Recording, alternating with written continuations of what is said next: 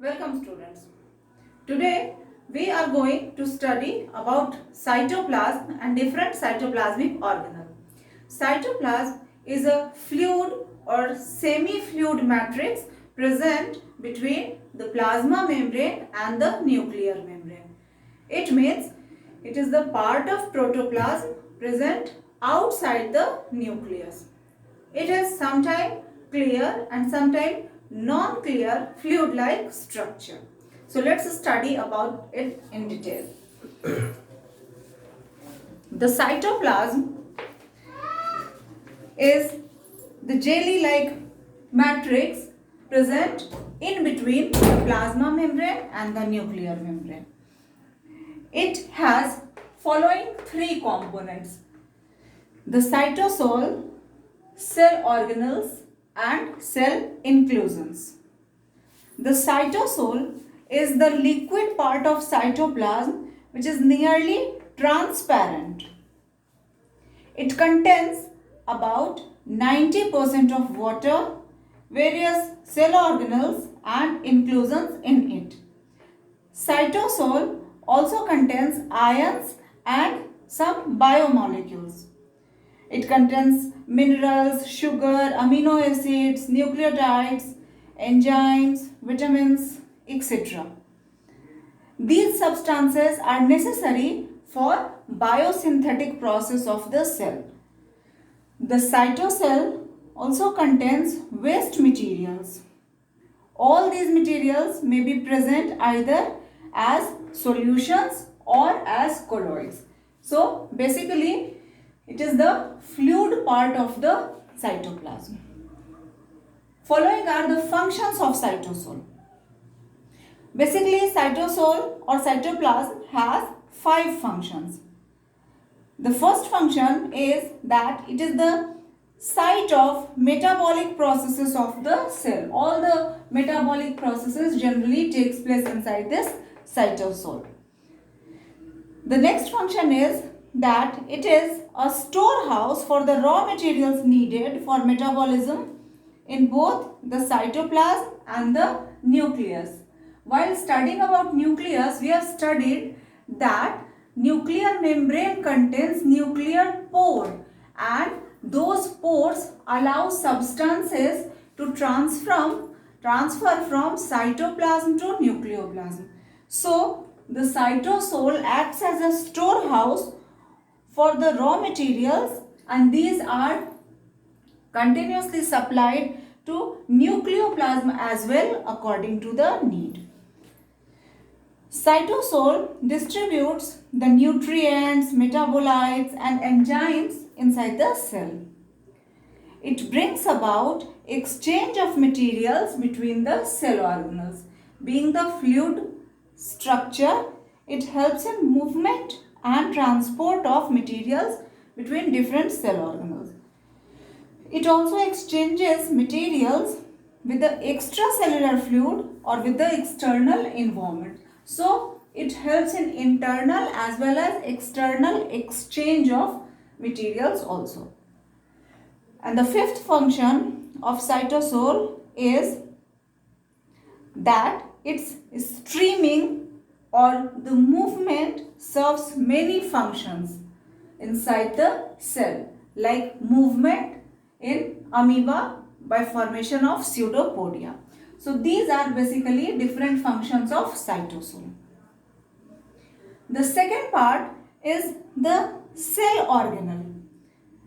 Cell organelles are different structures present inside the cell which are responsible for different cellular activities occurring inside the cell. Different biochemical reactions, exchange of materials takes place inside the cell and these activities occur in various independent compartments within a cell. These compartments are called cell organelles. These cell organelles support the cell in its function. The cells have developed various membrane bonded compartments called cell organelles within themselves which take place different metabolic activities separate from each other. These are called cell organelle. Actually, this presence of cell organelle can be concerned as an example of division of labor within the cell. We will discuss about different cell organelles in detail. The third part of the cytoplasm is called the cell inclusions. The cell inclusions are non-living materials present in the cytoplasm. They may be organic substance or inorganic substance or both.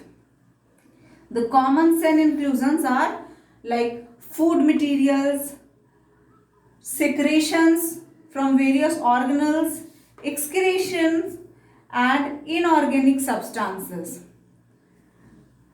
Now, a cell acquires distinct structure and function due to the organization of its membrane and cytoplasmic organelles. Such type of organization help the cell to perform basic functions such as respiration, nutrition, etc. And that is why the cell is considered as fundamental structural and functional unit of living things. So, the cytoplasm is having three components: cytosol, that is the fluid substance, fluid part, the cell organelle, different compartments which perform different cellular activities, and cell inclusions means organic and inorganic substance present in the cytosol. Now let's discuss about different cell organelles in detail. The first cytoplasmic organelle that we are going to study is endoplasmic reticulum. In short, it is known as ER. E stands for endoplasmic, R stands for reticulum. So, endoplasmic reticulum or ER. The ER is noticeable only with an electron microscope. It is not visible under a compound microscope. The endoplasmic reticulum is an extensive structure of tubes and vesicles. As you can see over here, it is a dense network of tubes formed around. It is present inside the cell, generally connecting one end with the nuclear membrane and other with the plasma membrane. The membrane of this system are made up of lipid and protein, and the chemical composition of this membrane is similar to that of plasma membrane. The endoplasmic reticulum can be seen more clearly in young and dividing cells as compared to older cells. Prokaryotic cells, however, do not contain endoplasmic reticulum. As you know that prokaryotic cells do not have any membrane bounded organelle, and since endoplasmic reticulum is having a network of membrane, so it is absent in prokaryotic cell.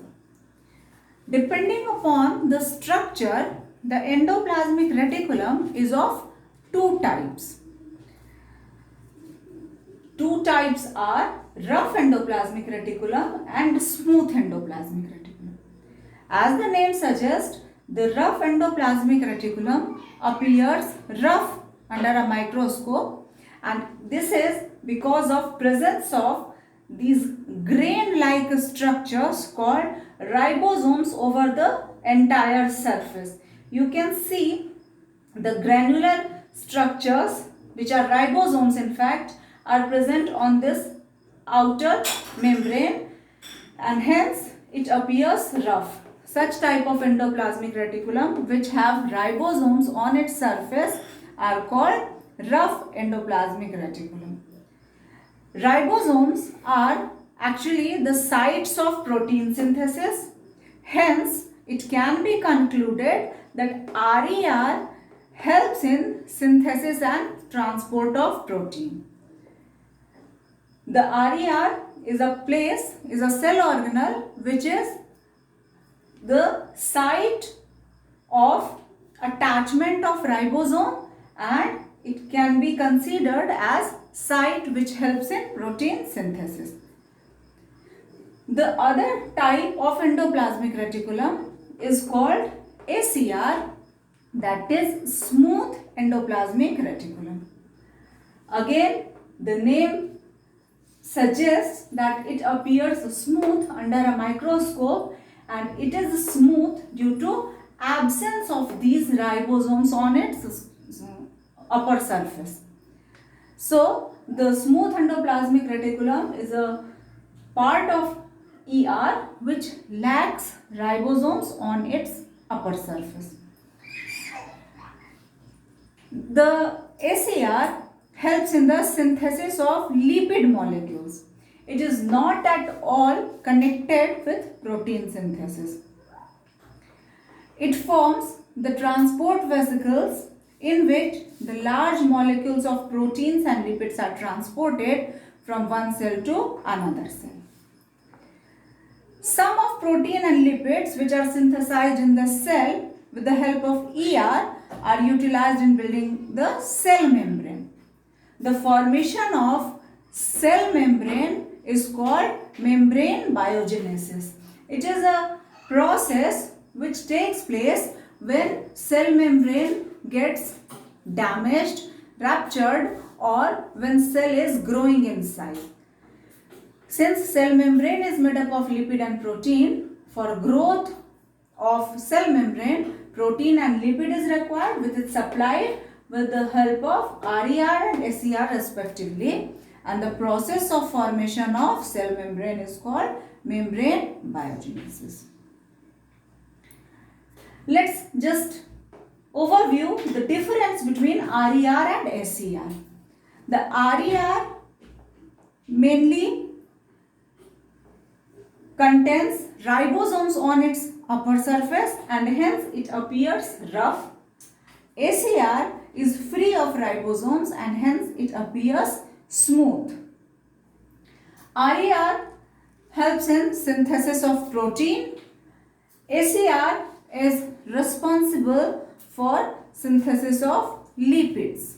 So these are two basic differences between RER and ACR. Now let's study the functions of endoplasmic reticulum. The very first function of endoplasmic reticulum is that it supports the cell. It acts as a skeletal framework and it maintains the shape of the cell.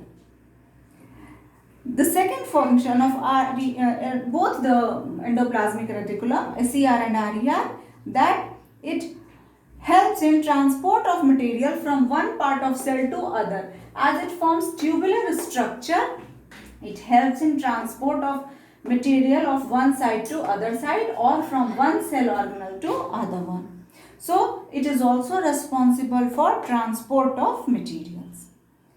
The endoplasmic reticulum also helps in exchange of materials between the cytoplasm and the nucleus, as it is connected with the nuclear membrane. So it helps in exchange of substances between the cytoplasm and the nucleus. The endoplasmic reticulum keeps the cell organelles properly at its place and well distributed to the cell. So it helps in localization of organelles also. It makes the cell firm, stiff and keep all the organelles on its place. The RER is the part of the cell which provides extensive surface where ribosomes can carry their function, that is protein synthesis. So it provides surface for protein synthesis. The ACR provides surface for lipid synthesis and other substances like cholesterol, steroids, hormones, etc. The endoplasmic reticulum also helps in the packaging of substances. basically packaging of proteins. These proteins, which are formed on ribosomes, passed on into endoplasmic reticulum, that is RER, rough endoplasmic reticulum. Inside this lumen, these are modified, and then from here these are passed on to the Golgi apparatus, the other cell organelle. So after modification and packaging, the proteins are sent to the Golgi apparatus. So the RER also helps in packaging of substances, basically of protein. Another function of endoplasmic reticulum is detoxification. It is the function of basically smooth endoplasmic reticulum of mammalian liver cell. The liver cells of mammals are responsible for detoxification. The ACR helps in detoxification by converting harmful materials like drugs, insecticides, pollutants, poison, etc., which enter inside the body through various modes, like through our food chain or through respiration due to increased pollution and other. So, ACR converts these harmful materials into comparatively harmless substances which are later on excreted by the cell. So it helps in detoxification also. But keep in mind, this is not the general function of endoplasmic reticulum. Only endoplasmic reticulum of liver cells of mammals are responsible for this. The endoplasmic reticulum, basically smooth endoplasmic reticulum, is also responsible for formation of various organelles like Golgi apparatus, lysosomes and vacuoles, etc. While studying the Golgi apparatus, lysosome and vacuole, we will discuss it in detail. So, formation of organelle also takes place with the help of endoplasmic reticulum. And last but not the least, obviously, the function of endoplasmic reticulum is membrane formation, that is membrane biogenesis, as both the components of cell membrane, that is lipid and protein, are formed by ACR and RER respectively. So it helps in the formation of cell membrane or plasma membrane also. So students, this is the structure and function of endoplasmic reticulum, and also two types of endoplasmic reticulum, that is rough endoplasmic reticulum, which appears rough due to presence of ribosome on its surface, and smooth endoplasmic reticulum, which appears smooth due to absence of ribosome on its surface. There are various functions of endoplasmic reticulum, but the most common function is that RER helps in protein synthesis and ACR helps in lipid synthesis.